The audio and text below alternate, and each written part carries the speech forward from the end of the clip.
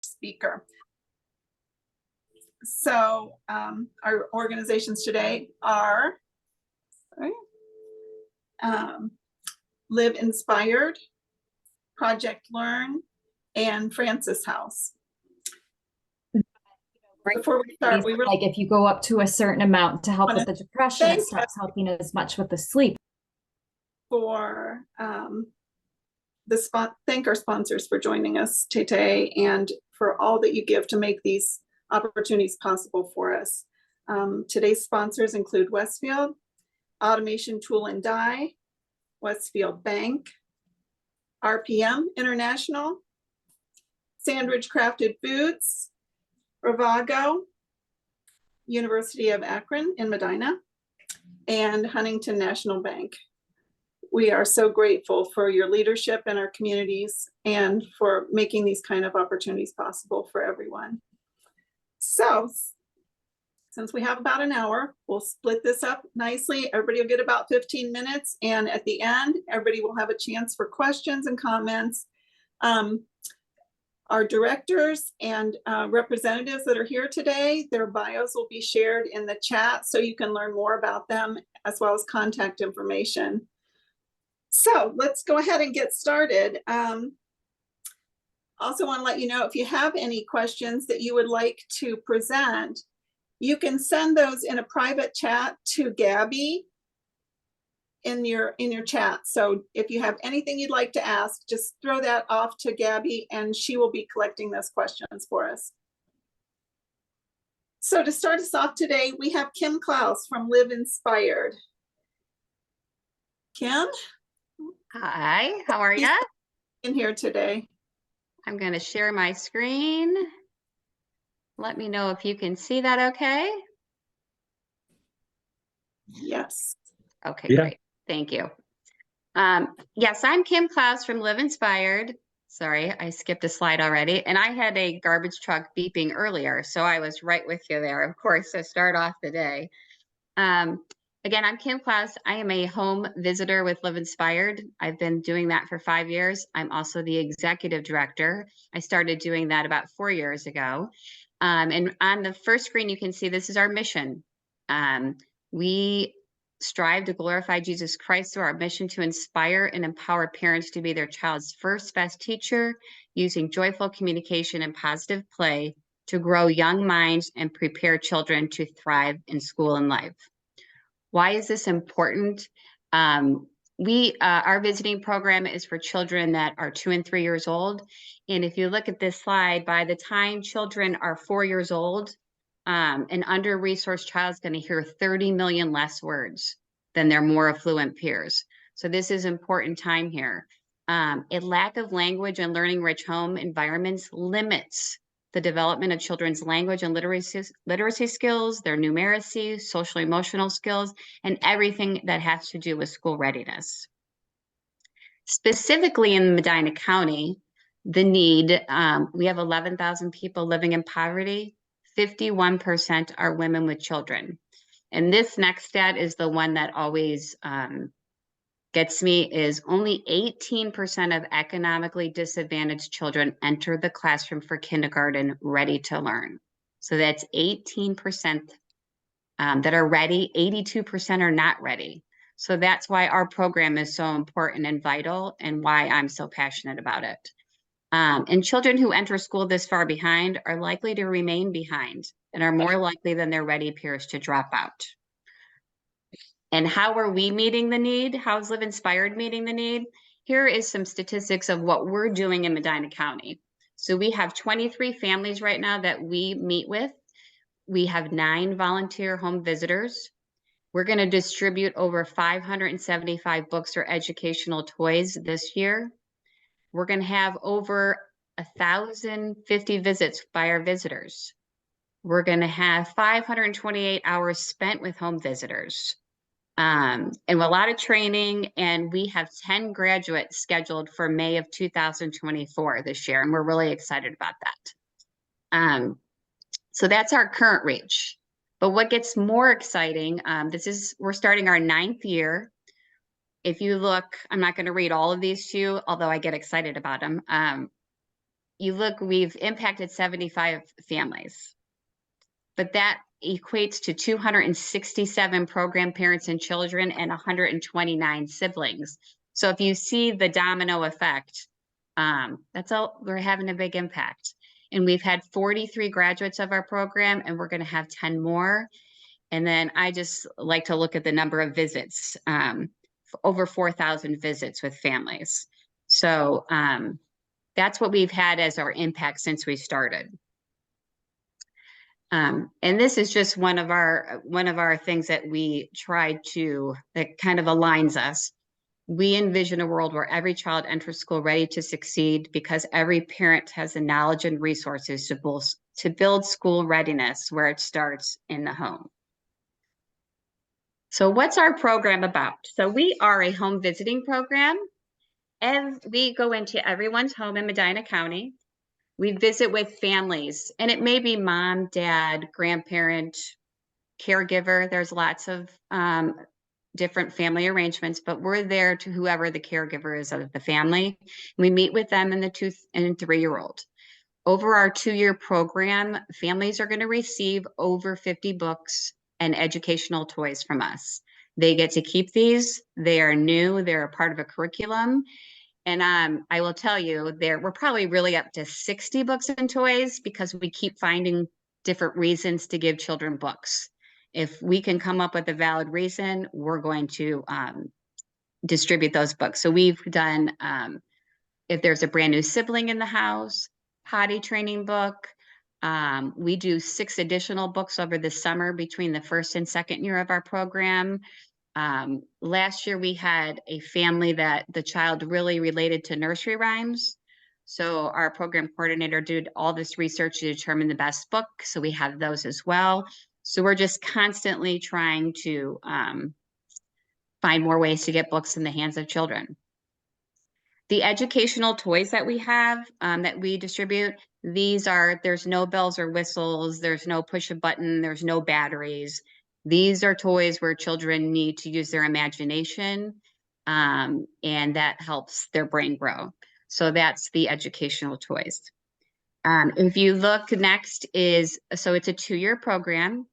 There are going to be 92 visits with the family. That's a lot of visits. I don't know if you can think about anybody that you visit 92 times over 2 years, but we kind of become part of the family. So that is the uniqueness of our program, is the bond and relationship that we develop with these families. We also, besides the books and toys, if you look, we have weekly curricular guide sheets. And I'm going to show you a sample here in a minute, but these are guide sheets that come alongside each book and toy that the family will receive. And it gives tips on vocabulary building, engaging conversation, skill development, gives so many different things that a single book or toy and how you can use it to help a child learn and grow along with the parent. So that is sorry, if you go here, this is an example of our curriculum guide sheet. If you see, the book is called I Went Walking. This is our program year 1. The first paragraph talks about how we're supporting the child's development. And it gives a paragraph, this will support your child's cognitive development. It's an essential part of early literacy, reading readiness, and writing readiness. And it talks about, as you're reading, what you should do, stopping at certain pictures and asking questions. And again, our children that we're seeing are usually 2 and 3. Some may not be speaking yet, but it is proven if you ask questions and give the child some time to think about what they're reading or what you're asking, even though they're not responding, their brain is still working. So we have those different questions, just different things for parents to know what they can ask a child or how to make that book engage their child in the book. And if you look at the last paragraph, this talks about suggested activities. These are activities for every book or toy that we can suggest to the family to do outside of our visits. Because again, we're coming twice a week.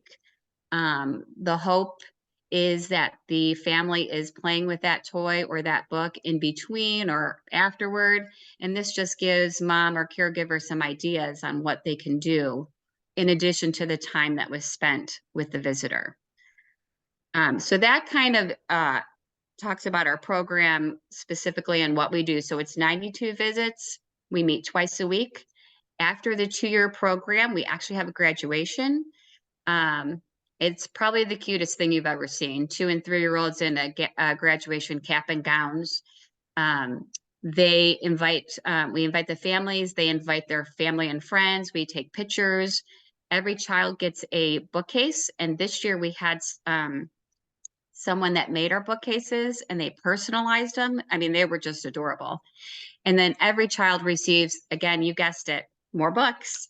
So we give them some books, and we always do a cooperative game for the family, just to encourage that family time, and a stuffed animal. So that is the bulk of our program, and we keep pretty much to that program. Over the past couple of years, we've added a couple different events. We do a kickoff. We just started a kickoff event at Discovery Park in Medina, which is an outside old-fashioned playground type thing, and that was really well received. So we do that. We always have a Christmas party, and then we have our graduation. We also do one more event with the Medina High School soccer team. It's called Stories in Soccer Time. So the children get to attend a soccer clinic, and we do story time at the end. The girl soccer players read books to the kids, and it's just a great collaboration. So that's just some samples of some additional things we do beyond our normal programming. And then if you're interested, books and toys that we've selected, you've probably heard of some of them. So I'm sure the bells will go off in your head if you've heard of them. Chicka Chicka Boom Boom is a favorite. We do homemade Play-Doh where we actually make the Play-Doh and the children play with it. We have art kits, so they're starting to use scissors and doing different small motor skills. Wheels on the Bus, and Good Night Moon, which is my favorite. I don't know if it's anyone else's favorite, but it's mine. And then our last book of the year is King of Kindergarten, because that's basically the transition to they're going to preschool or to kindergarten. So that's our curriculum that we follow. So we are part of Parent Child Plus. Parent Child Plus is an international organization. They've been operating for over 55 years, and we're like a franchise, if you will, of that. And these are some statistics they've been keeping of the program since it started. I will point out program graduates are 50% more likely to be prepared for kindergarten than their under-resourced peers. And they're 50% less likely to need special education services. We also started doing a survey of our families because we wanted to know about Medina County specifically and what's happening. And I'm not going to lie, these statistics just make me so proud. 85.7% are reading more often to their kids because of Live Inspired. Like, to me, that is, if we've done anything, that is just amazing to me. 100% felt it helped them prepare their children for kindergarten, and 57% are saying that our books make up at least half of their home library. So, and again, I have to plug the library, that 42%, 43% increase their use of the library. Still, one of the only true free things out there is the library. And we do encourage all of our participants to join the Imagination Library, because that's just another opportunity for more books. Here's just some quotes about what families say about our program from our survey. Live Inspired has helped me realize how important words are. My child has learned so much in the past 2 years. This program has helped me learn ways to help educate him. And I just want to pause there and let you know that a lot of people think our program is solely for the children. It is really for the parents as well. We're helping them help their kids get ready for kindergarten. And that takes on a lot of different roles. And sometimes it's a mentor, sometimes it's a cheerleader, because they need to hear what a great job they're doing. So that's just some of what our families have said. And here's the cheerleader comment. And I will point out, she's like a grandmother to us. I like to hear aunt and not grandmother. Sometimes just makes me feel a little better, but that's what they say. We're part of the family. Here are some more comments from our families about our home visitors. So I do want to take a minute to talk about our home visitors. All our home visitors are volunteers. They do not have to have an educational background. They just have to have a desire to help parents prepare their children for kindergarten. And this slide just kind of lets you know what the requirements are or the expectations. And just hear some more comments about how much everyone loves our home visitors, which I'm one of, and I tell you, I get double the love back. It's just a wonderful program. So I wanted just to talk about how you can help us. The biggest thing for us is we need more home visitors. We can't impact any more families if we don't have more home visitors. Many of you on the call today may not be able to have the time to be a home visitor, but I would ask of you, if you feel passion about our program, if you could talk to someone you think that might be a good home visitor, or might be interested in home visiting. We would love to sit down and have coffee with them, talk about our program, see if it's a great fit. So if I could ask anything, it would be, please spread the word about our program and see if you know anybody that would be a home visitor. That is my big ask. If there are any of you out there that feel like your passion aligns with our mission, we are always looking for board members. You can always contact me to sit down and talk about that. We would love to have you. And I just want to leave you with a couple things about why, again, I'm so geared up about this program. Children only have 1,800 days from the birth to the start of kindergarten. Each of these days is critical to their school readiness and success. Shannon Jones, who's president and CEO of Groundwork Ohio, which is an advocacy group for families and young children, she wrote a column in the Akron Beacon Journal, and this is what she said. All the brain research tells us that children's brains grow the fastest between birth and 5 years old. The way to set children up for success is to invest in them during those early years. That's when the foundation for later learning is being set. The best schools, the best teachers, the best wraparound services for families can help. But when children miss out in the early years, they'll invariably be playing catch up for a long time. So I will leave you with those couple words, and thank you so much for having us today. We really appreciate it. Kim, thank you so much. I'm learning a lot, and it's wonderful to hear that we have these resources in the county, and couldn't agree with you more, including on Goodnight Moon. Yeah, that's just my favorite to this day. So I was going to ask you, I didn't see any questions popping up. How do people get connected with your program? You mean to enroll in our program? Yes. Yeah, so there's a couple of different ways. If someone wants to get enrolled, they can just go to our website, www.liveinspired.us, and they can sign up right online. Our program coordinator contacts them, and she does an intake. So that's how she gets to know the family, to see if this is a good fit.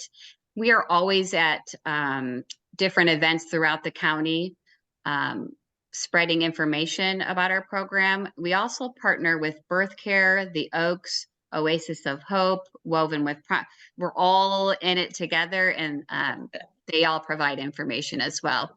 And Project Learn, I got to add, my friend Jen, gives us little coupons that go in our graduation bags for our families, and then we give them out at Christmas too. So it's a little coupon so they can go to Project Learn stores to buy books. So. Oh, that's great. And thank you for leading us right into our next speaker. Oh, there you go. So thank you, Kim, for your time and explanations. And next with us today is Jen Brenner from Project Learn. And Jen's going to share with us some of the good things that they're doing in collaboration with other groups in the community as well. Absolutely. All right. So let me just share my screen real quick. All right. Can everybody see that? Thumbs up. Okay. So hi, I'm Jen. I'm the director over here at Project Learn of Medina. What is Project Learn? Well, as soon as I move this and can get to my little arrow thingy, I will tell you. Okay. Am I not in presentation mode? I am not. There we go. Sorry. Present full screen now. Okay, can you see that still? Okay. All right. So, Project Learn of Medina is another nonprofit 501c3. I feel like we're all over the place. Our mission revolves around providing free educational learning resources to adults who are striving for self-improvement. We offer a wide range of educational opportunities, including classes, one-on-one tutoring, distance ed, and independent study. We have the flexibility to meet adult learners at their unique levels, because they all come with different levels of knowledge and language. So we kind of meet them where they are and approach each learner as an individual.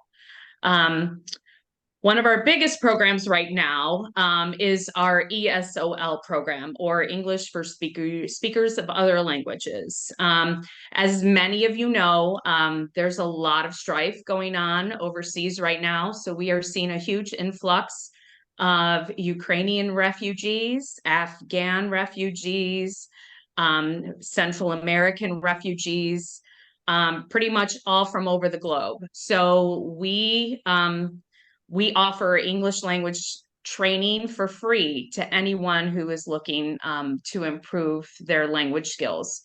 We currently have 3 ESOL instructors, and I am looking for a 4th.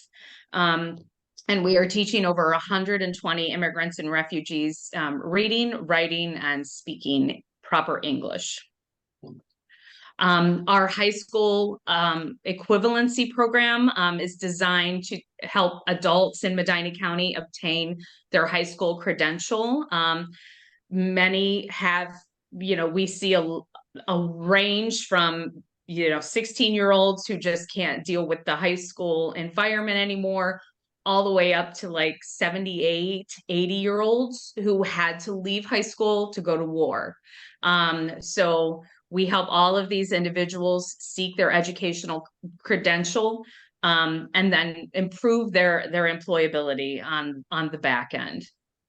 We currently have 2 HSE instructors, and we are working with 28 GED students. The locations of our programs, our high school equivalency programs, are pretty much in all of Medina County Library. I agree with Kim. Our library system is phenomenal here in Medina County. If you ever want to hear my story about the makerspace and making 200 Shakespeare wine glasses, let me know. That's a coffee story. But we also are partnering with community agencies. So we're at Hope Recovery Center offering our HSE programming. Our ESOL classes, again, are in pretty much every library. We are in both Church of the Nazarene in Brunswick and Lodi. Lodi is just a recent pop-up church since there is a pocket of Ukrainian refugees down there. And online. And most recently, we are starting to partner with corporations who are seeing an influx too with the refugee and immigrant population. So we're helping out at Davis Tree Farm, teaching the Mexican migrant workers English. Also at Sandridge Crafted Foods, we are starting a program next week. And Jamie Marks, you are on my list to contact. So you will be hearing from me shortly.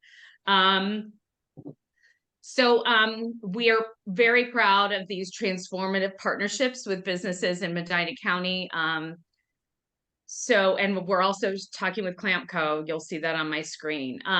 So we're bringing English language training directly to students who need that, to the locations where they work. We find that when you meet students where they are, you're going to have a much higher success rate. And it's very important when you have workers who don't speak the language, it's a safety concern. So we're very much tailoring our programming for those specific industries.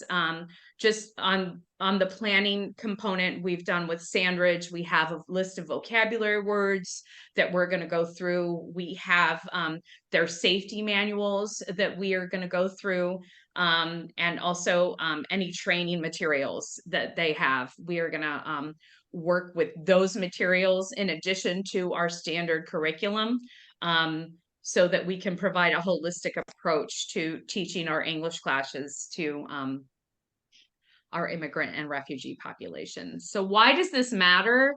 I know many industries are struggling right now to find workers, and the decline is going to get worse. So this is a little snippet from our COAB partners. English language learners are important to the job market,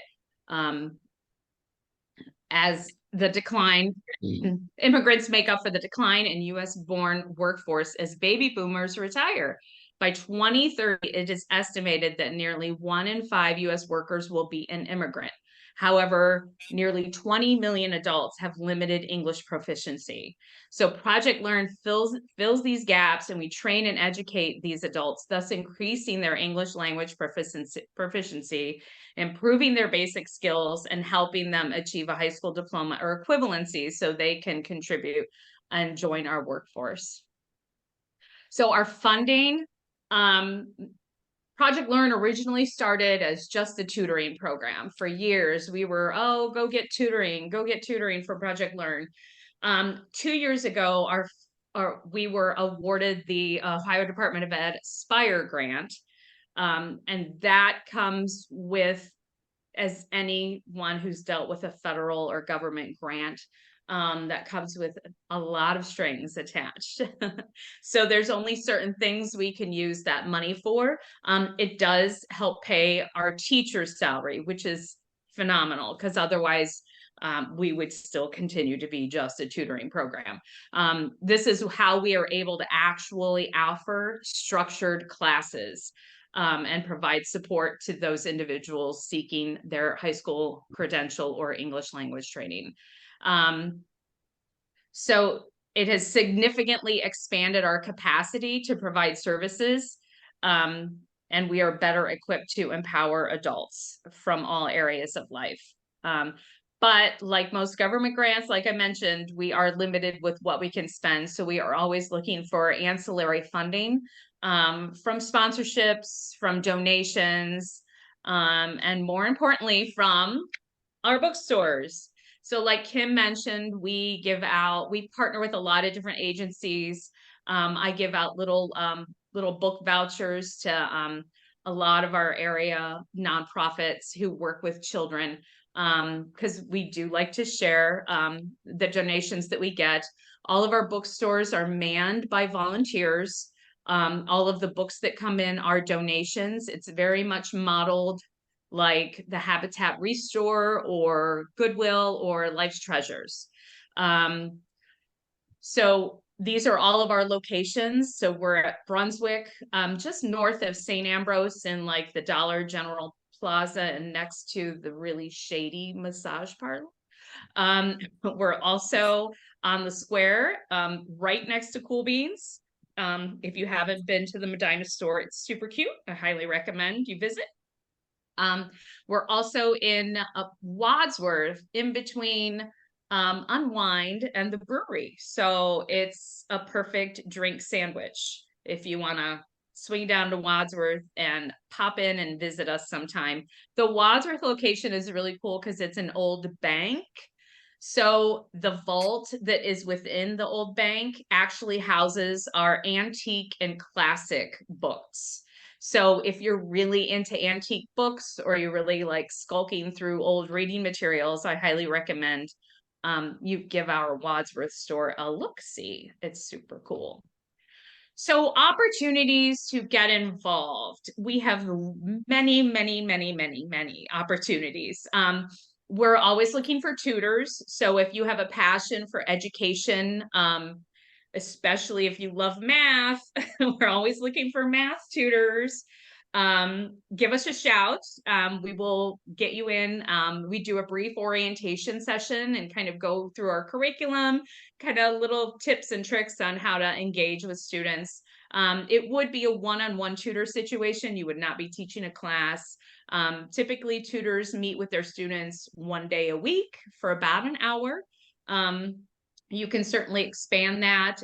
You can certainly provide homework. We really kind of leave it into your hands, however you want to approach your tutoring. You could volunteer. As I mentioned, all of our bookstores are manned by volunteers from the community. So if you'd like to spend a 3-hour shift in a bookstore on a Saturday, you let me know, because we're always looking for those weekend volunteers. You can patronize our bookstores. Please visit our bookstores. You can donate, you can buy books. And if you're a business or a corporation, I'm really interested in discussing a Christmas opportunity where you can give your employees our free little book vouchers, and in return, give us a donation. That's always fun. Attend our events.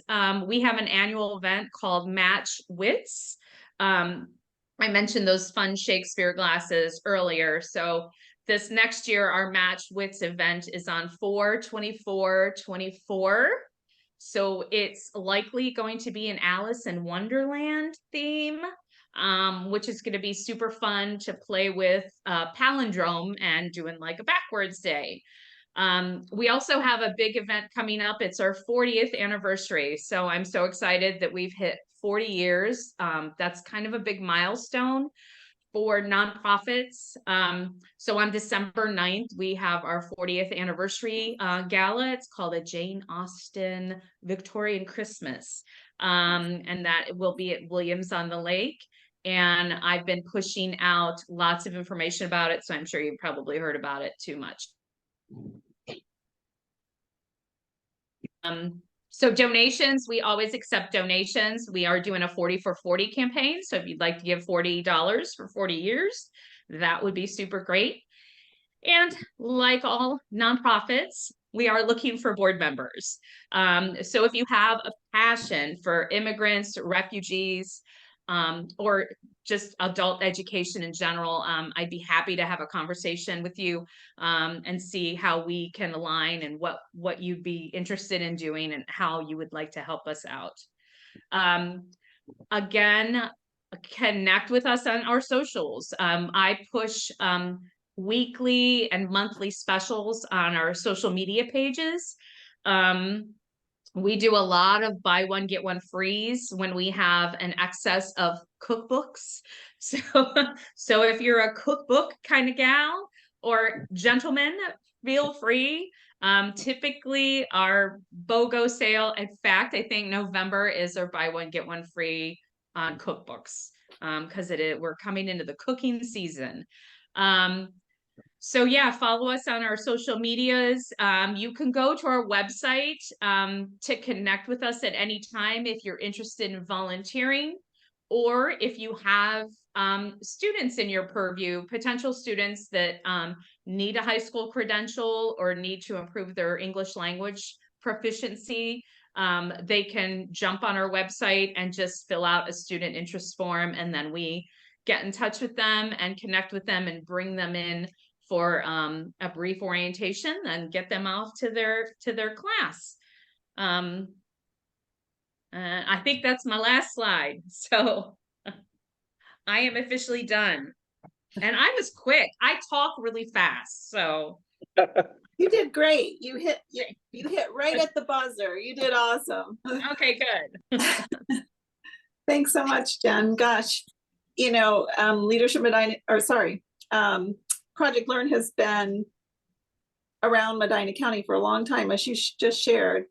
And I think probably a lot of people have heard that name, but I think what's so inspiring is to hear how the program has evolved and continues to evolve in relation to the needs in the county. And I think it's just so eye-opening to be able to see those statistics of what's going on in Medina County. I think, oftentimes we think of that as happening in Cuyahoga County or in Lorain County. But we know that these issues are here with us now, and we are thrilled to hear the many ways that you are addressing that. I do have one question. How many different groups of immigrants are you currently serving? And just people curious about what's going on in Medina County. Yeah. Well, the Ukrainian population is definitely our biggest population for obvious reasons. Next, I would say our Central American population is up there. And then we're getting pockets of like Middle Eastern, Pakistan, Afghan refugees and immigrants. And we do work with a lot of Japanese ladies, believe it or not. We have a huge pocket of Japanese. I don't know if they're immigrants. They're over here on special visas with their husbands who are in the training program over at Goodyear. So while their husbands are getting training at Goodyear, the ladies are in English classes with two of our tutors, from the Liu family, Becky and Beverly, and they've been with us for years. And they work with our Japanese population that's over on the far eastern side of Medina County, almost Medina Line Road and Hinckley area. Yeah. Great. All right. Thank you. Gosh. Sure.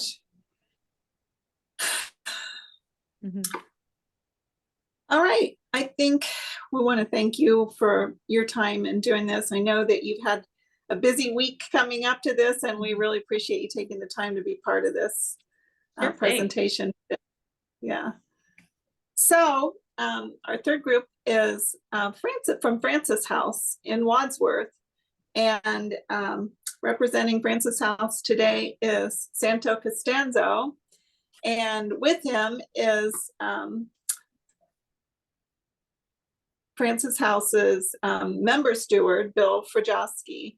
So we appreciate you being here today and sharing with us another great resource in Medina County. Thanks, Santo.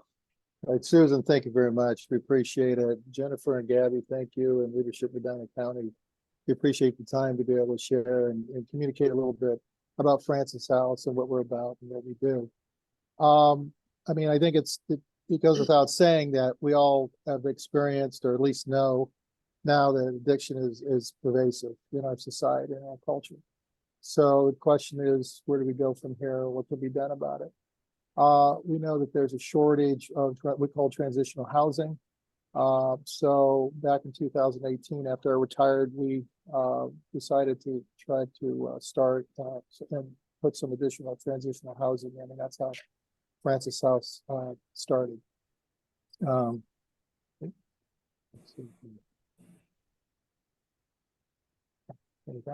So our mission and guiding principles as we work to assist those in what we call active recovery. One of the things is we want to work with or to provide a quality living home environment. It's very important. And we think one is and to create a stable environment where people can successfully rebuild their lives from the challenges of drug and alcohol addiction. We are spiritually influenced. We consider ourselves a Christian foundation, but we respect all faiths and non-denomination. The inspiration was St. Francis of Assisi. We dropped the saints. We don't want to think that people think that we're a Catholic-based organization. That's not what we're about. But he was the inspiration in how we formulated our house and what we're about. So we are AA or Alcoholics Anonymous 12-step based, or other 12-step programs. But the thing that we try to differentiate ourselves from other recovery homes is that we're spiritual and community-based recovery. With that, objectives is to provide affordable quality housing, job search guidance and career coaching, and then life skill guidance and support. So we see that as being a three-legged stool. All those are important for long-term recovery. We are a 501c3 nonprofit. We're privately funded. We receive no government subsidies of any sort at this time. We're an all-volunteer organization except for Bill, who is a member student. Bill's on with us. But he receives a huge stipend. I mean, just Six figures. his income is unbelievable. Now he receives a modest stipend for what he does, and he does a tremendous job for us. And then we consider ourselves to be what we call a communal aid group. So we're a membership structure base, which is to look at unity and solidarity, more of a brotherhood or sisterhood. Think of it as a fraternity or sorority, but without the drinking or the drugs. That's a given. But the point is to provide accountability and responsibility to the House members and the community. One thing that we do have a pretty good handle on is the biological and psychological elements of addiction. Some research has been done around more of the sociological elements, but the point is community is extremely important. And of course, we are very fortunate to have the HRC, or Hope Recovery Community in Medina, and that does a great job in helping to address services and so forth for the recovery community. But community, we understand, really is what helps people heal and maintain long-term sobriety.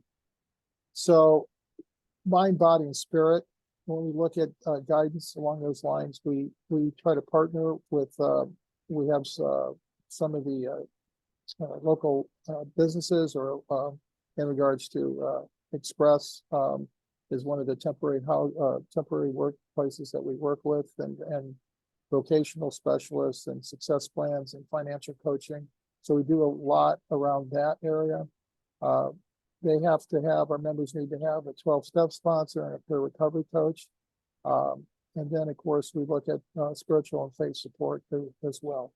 In fact, we'll be attending a spiritual workshop coming up here this weekend. But Bill conducts morning meditations and prayers and things like that. And then physical fitness. So we support the local Ys, and of course YMCA's, and then we have Running to Be Well. Keith Johnson does a great job, and that's a recovery running club as well that's in the area. Our membership, so we opened our doors March 1st of 2021. Our full occupancy is about 8 men. We've had to date 9 men that have moved on, we call alumni members, and moved on with their lives. And then, but our members are required to be employed with that, because they have to pay their membership dues. They have to be referred to us through treatment centers, recovery organizations, things of that nature. So someone just can't necessarily walk in off the street. And then, of course, we have what we call code of conduct and privileges agreements, good neighbor agreements, and things like that. They have to attend 12-step AA meetings, 4 of those a week. Again, and then we said they have to have a peer recovery coach as well as their AA sponsor. And then, of course, Bill makes sure that they have to keep the house clean and tidy. Look at that. Our living priorities: no drug or alcohol, sobriety at all times. If somebody does relapse, we want to get them into treatment. That's the first choice. Safety for our members in the community. We are in a residential area, so there's no sex offenses, arson, or violent crimes accepted, no weapons of any kind. But the main thing is to make sure we're maintaining a healthy living conditions, clean and comfortable environment, and then we said to be a good neighbor to not just the immediate neighbors, but the community in general. Minimum of 18 years of age, that they have to successfully be involved with or completed an inpatient program, or in what we call outpatient recovery, or IOP, intensive outpatient recovery program. So, and you mentioned that they have to be referred to as through various organizations. Again, they enter into a written agreement, and these agreements are very important, because what this does is clearly state what it is that we're expecting behavioral wise and so forth of the members. in the house. Again, it's zero tolerance environment. And then they're, of course, they're also dependent if they're on probation. They have to attend take court-appointed meetings, recovery meetings, things of that nature. And then the other part is required for that they have what we call a success plan. These success plans are what we call a roadmap or a 2D vision model of where they're currently at, where we would see them, or where they would like to be in a couple of years. So the members can stay as long as they need to. We would like to see them making progress and moving on in 18 to 24 months. Some that may be quicker for some of the other members. But the point is for them to really have a plan and look at that plan, keep it front and center, and execute upon it. There's a lot of things that they're involved with. These are some of the outpatient wellness programs that they're involved with and need to be attend. And they need to be involved in a lot of these, if not most of them. The plight of these new members is, this is tough. If you've know anyone or been exposed to those that are in recovery, it can be overwhelming.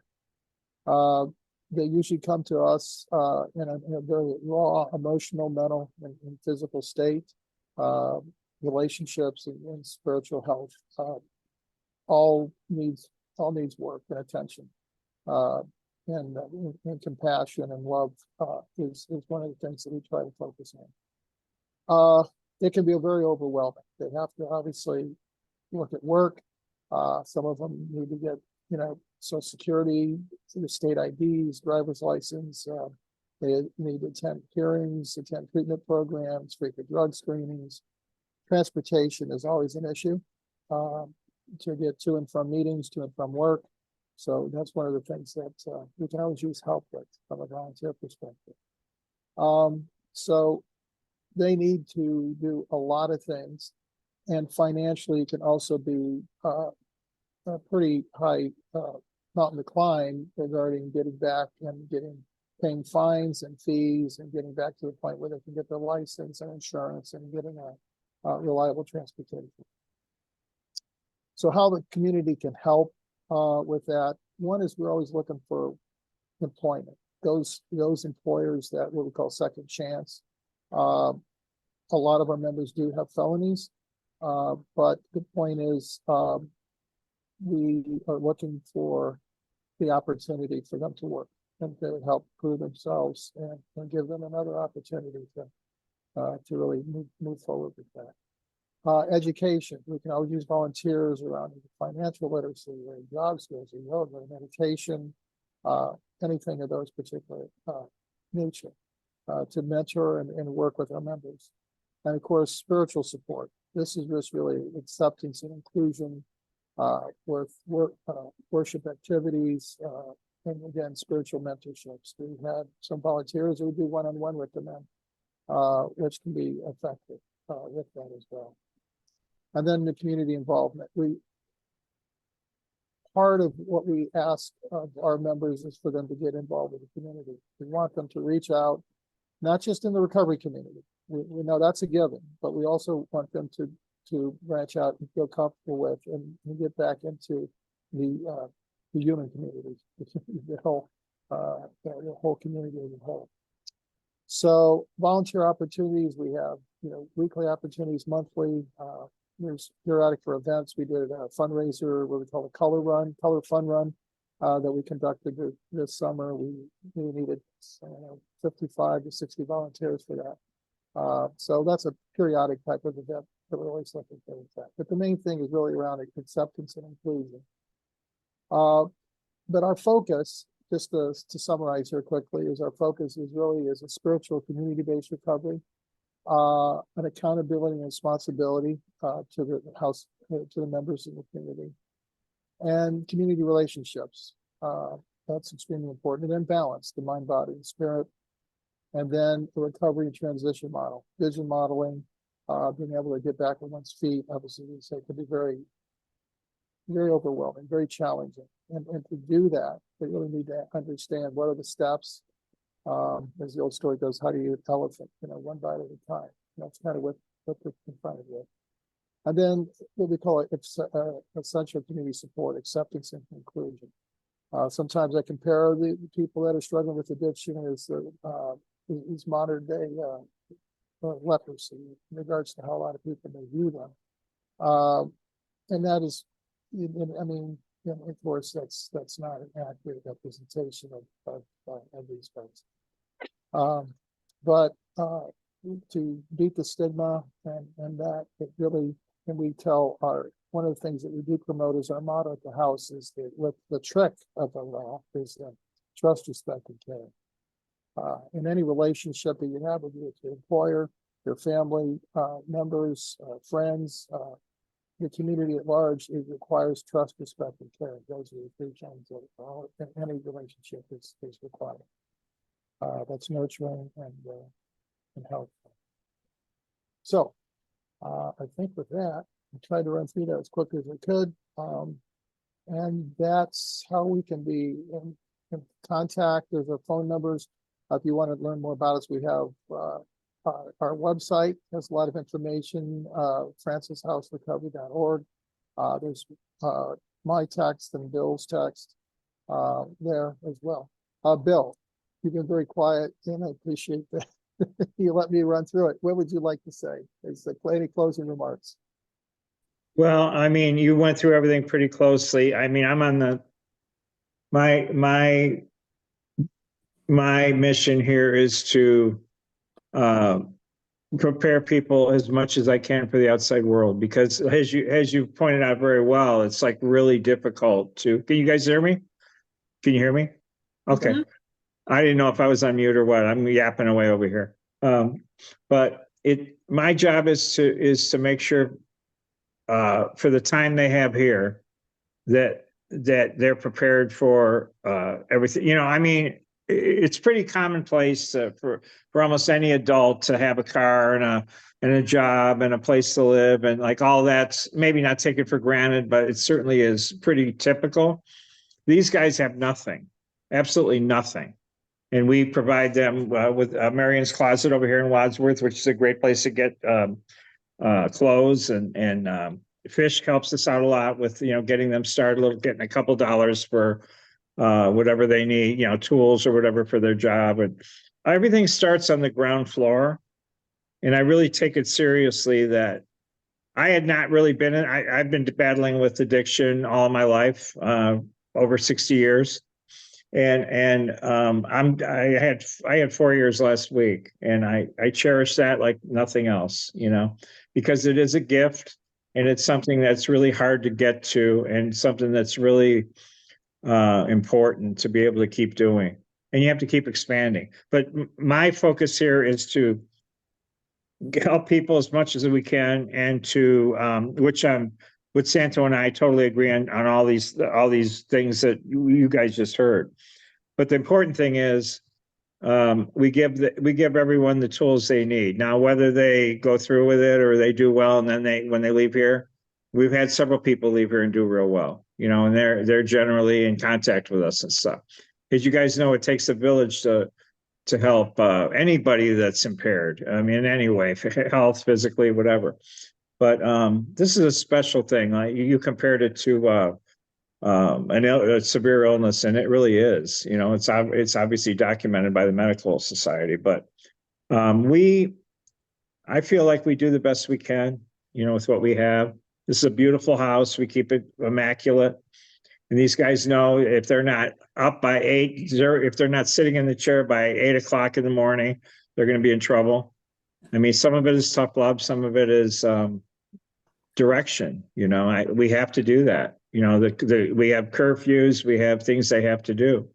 And for the most part, it goes very well. And I'm very proud of the work that we've done. I've been doing this about 1.5 years. And there have been several successful people that are doing well in the community. You know, they're taxpayers. One guy we know that lived here last year, he's starting his own landscaping business. He works 7 days a week, you know, just had a child, getting married to this woman. I mean, it's amazing to see the progress. And not everybody works out that way. You know, some people don't take to it. everybody talks about the fentanyl and all that. This was way before that. Addiction is such a horrible thing, and everyone's been affected by it. So we do the best we can. Any help that we get, we really appreciate. And thanks for listening. Thank Bill, you. thank you so much. Santo, both of you, we are so grateful for you sharing this story. And I'll just say right now, Bill, we're all celebrating with you 4 years and into the 5th.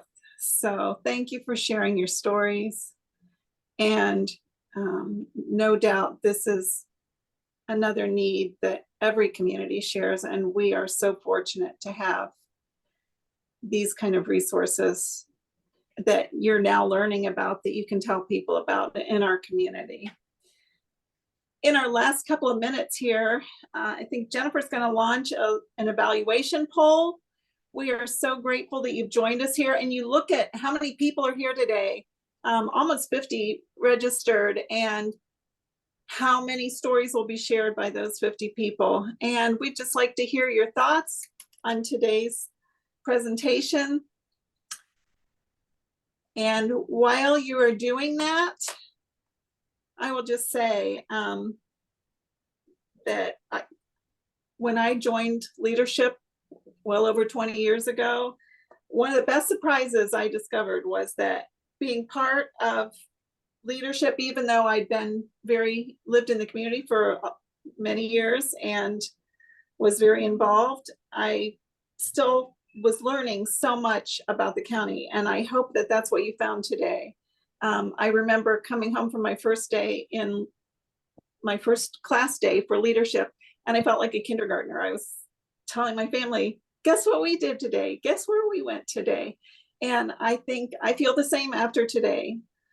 Some of these resources I'd heard of, some I hadn't. And I've learned a lot, and I have a lot to share, and I hope you'll find the same.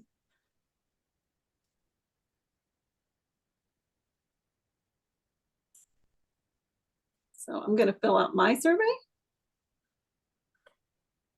And I hope you are too. And if you have any other questions for these people, you have contact information now. And again, thank you to Kim and to Jen and to Santo and to Bill for being the faces of some of the good things that are happening in Medina County today. And we appreciate you sharing your lunch hour with us, and hope you'll come back for our next session, which I believe is going to be in January. Is that right?